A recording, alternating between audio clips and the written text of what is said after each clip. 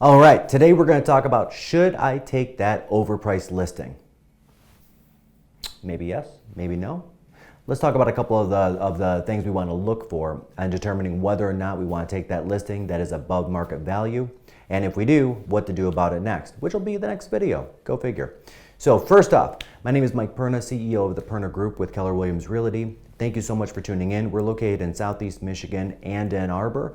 If you're out of area and you know anybody moving to anywhere in Michigan, we would be honored to service your referral at the highest level and highest respect.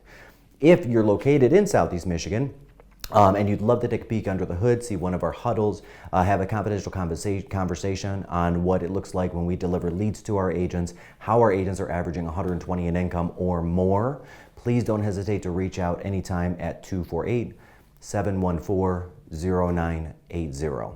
Thank you again, and on with the show. Okay, so a couple things we're gonna look for. Number one thing we're looking for, so we're at a seller's house. We've done all the work, the pre-work, we've done the research, we've done the marketing presentation, we've done all of it. And now we're at that point of no return, pricing. Mr. and Mrs. Seller, where do you wanna be on price? I need to be here, great.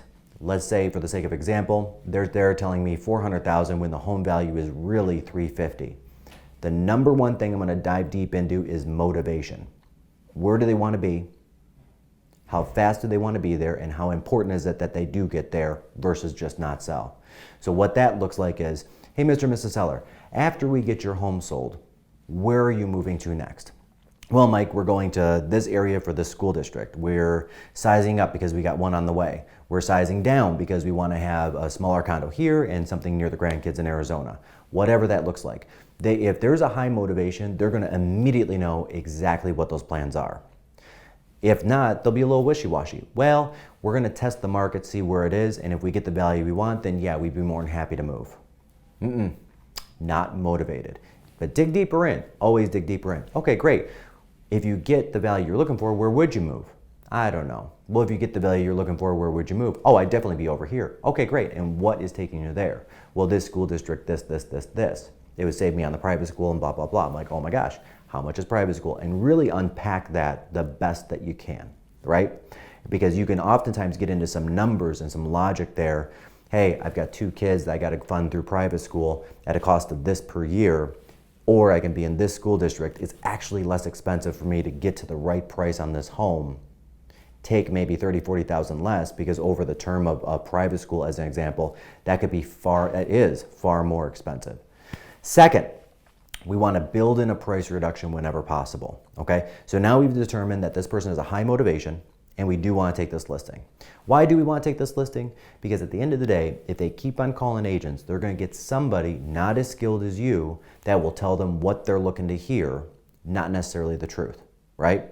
They'll do what's called buying the listing. For anybody that is watching this that doesn't know that term, it's when a real estate agent takes a listing at a high value just to get the signature and then comes back later and says, shucks, I guess that didn't work. Now, we don't do buying the listing, but we do want to be upfront with people. Hey, we are willing to give it a shot. The reason why we're willing to give it a shot, especially right now, is because the market here in Southeast Michigan is extremely strong. A good 1 in 5 times, the data is not reflecting the actual value of the property, what that sales price should be. And what that looks like is, over the past 30 days, we've sold 50 properties, about half of them listings.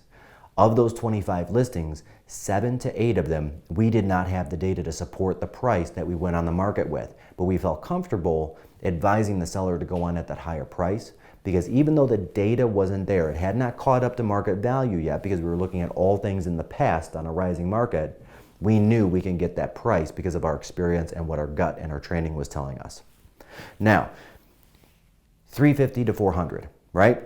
We got to get them moved. So I'm always going to be upfront with the seller. All right, Mr. Seller, I'm not going to lie to you. The home value just isn't there. But we are definitely willing to give it a shot and put 100% of our marketing effort behind it. There. We're being honest, ethical, and upfront with the consumer, with the soon-to-be client once they sign. Now, you've probably heard, as I know, it's a strong market. Is that fair? Yes, Mike, it's a strong seller's market. I see it in the news. I see it on the face pages. People tell us all the time it's a strong market. We have friends and family that have sold homes and they were surprised how much they got. That's why we want to try 400. Fantastic. How long would you like to try 400 before we know it's not the right price? Let me phrase that differently, Mr. Seller. How fast do you think a home sells right now if it's priced correctly? Well, Mike, we've heard days, maybe a week, maybe 10 days. Great. We're seeing the exact same thing. So if we're going on 14 days, could we agree that this is not the right price? Other homes around us are selling, ours is sitting. Well, maybe not 14 days, maybe 3 weeks. No, that's fair. 3 weeks is fantastic. Take it, agree, say yes, don't do the battle. Okay, great. So in 3 weeks, if we're not seeing what we want to see on an offer, what price should we then be at? Shut up. Let them talk.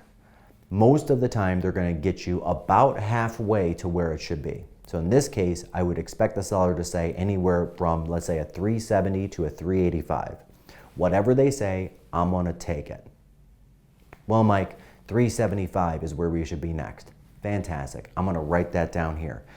If we don't have an accepted offer 21 days after going on the MLS, the price will change to 375. Put it right in there. And then just repeat the process. Do it one more time. Great. And if we go 21 more days because we both agreed that that's the appropriate length of time to find out the strength of the market, if it's going to bear our price, where to next? And then you get it into the zone. Then they're going to tell you the zone. And if they don't, do it yet one more time. But any way you cut it, you want to be upfront and ethical, not bait and switch, and build those price reductions right into the listing agreement all the way down to where the real price is.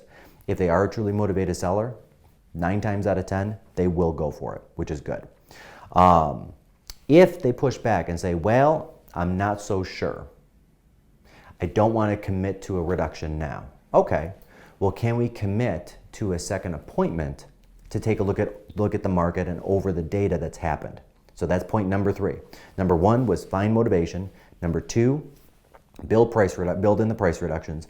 Number 3, appointment to review market data. So I'm going to pre-build out that. So what that looks like is I'm going to say, okay, let's get out our calendars. Now, 3 weeks from now, let's set an appointment. We may not need the appointment. I hope we don't need the appointment, but we might.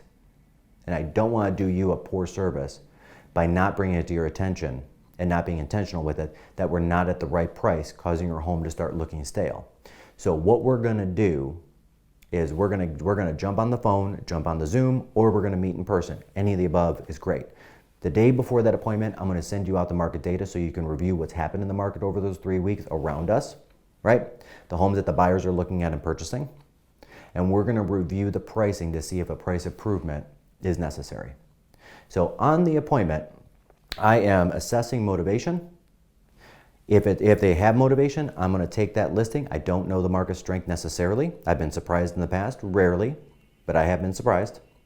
I'm going to build in those price reductions up front, or I'm going to schedule that appointment to talk about the price. Hopefully this video gives you a little more confidence when you're walking into a situation with a seller where the seller is up here and the reality of the market is here, that you can take that listing and achieve that sale. Because guys, if you don't, the next agent in the door will. Get your sale, get your unfair share, and make it a great day.